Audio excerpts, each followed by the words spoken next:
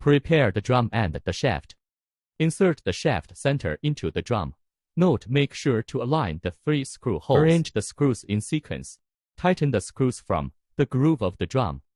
Screws need to be tightened on all 4 sides of the drum. Then connect the next section of the drum. Tighten the screws on all 4 sides from the groove as well.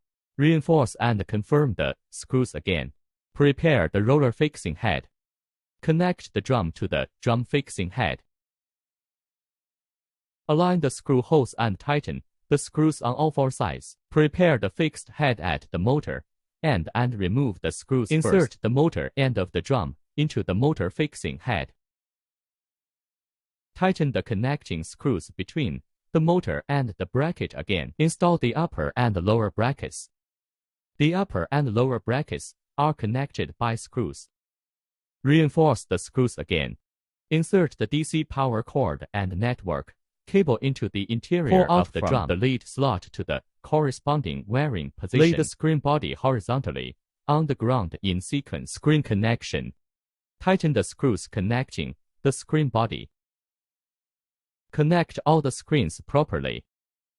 Adjust the roller to align the screen body with the fixed position of the roller. Connect the DC power cord to the network cable.